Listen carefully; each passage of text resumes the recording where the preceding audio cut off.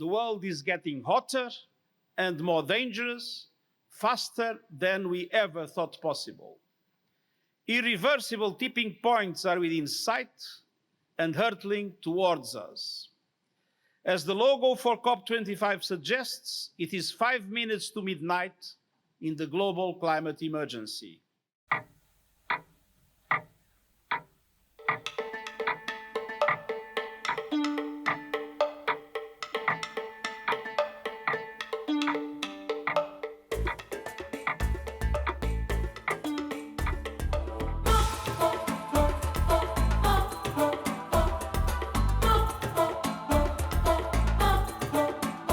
We stand at a critical juncture in our collective efforts to limit dangerous global heating.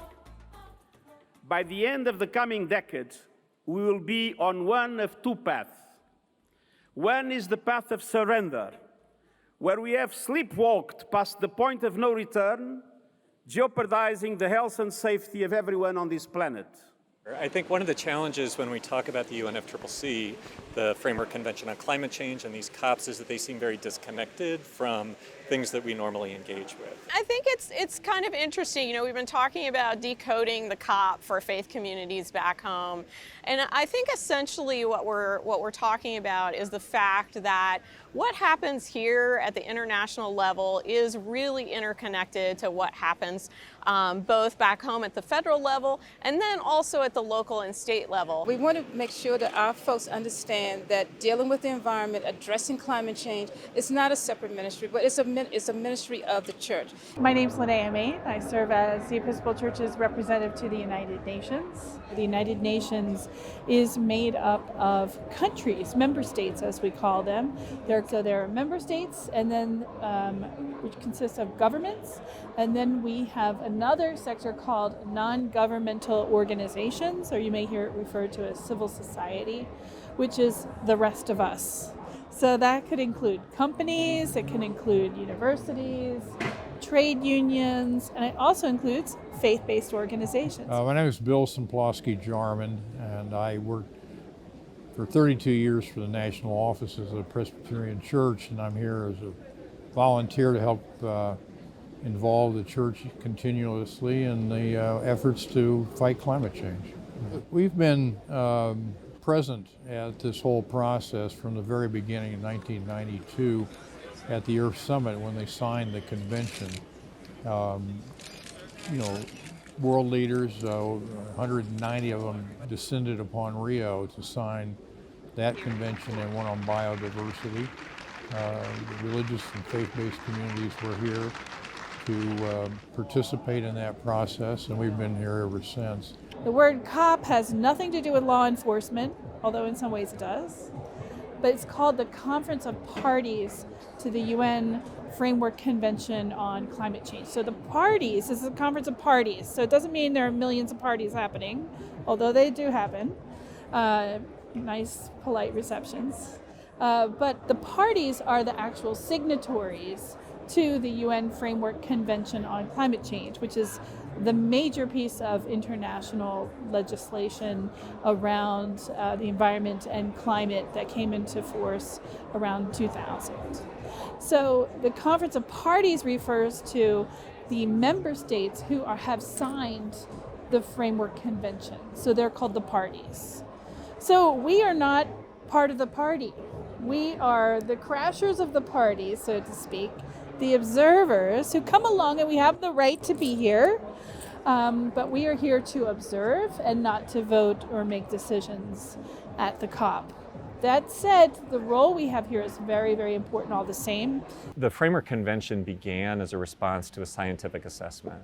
And I think many of the first COPs were very focused on the sort of scientific, and you see even in the work stream still, a reflection of that science-focused, evidence-based work, really important. But the scientists can diagnose the problem, they may not be the best to address the solutions. And so having the voices of frontline communities, indigenous communities, people of faith, others who are sort of living the realities of the changing climate every day, be it in response to disasters, communities that are either sending or receiving migrants, having those voices a part of the solution is really important.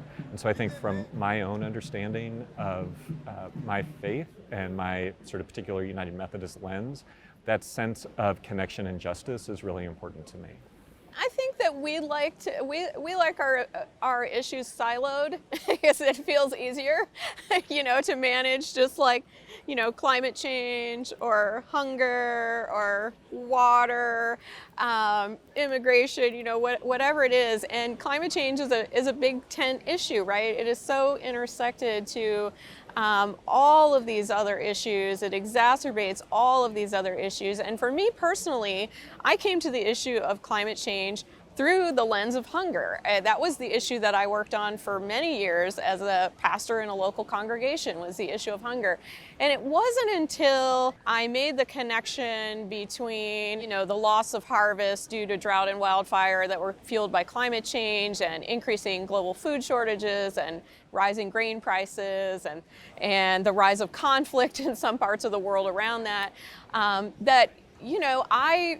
was able to make the connection that, I need to work on climate change. Like this is a root driver of this issue. The core of our work is hunger, but we also advocate on any number of issues that attack the roots of hunger and poverty, from education to housing to criminal justice reform, climate change being extremely important in Pennsylvania because we are a major contributor to greenhouse gases. It's difficult for me, having been in the industry, the extraction, oil and gas production industry for my entire career, which has set me up for life, and I couldn't be happier with the outcome of that, to know that my industry is one of the main culprits in this whole scenario. We are deeply cut by the actions, words, and greed of those in power.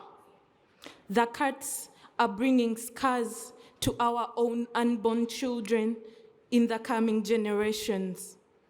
Our hearts are bleeding with fire.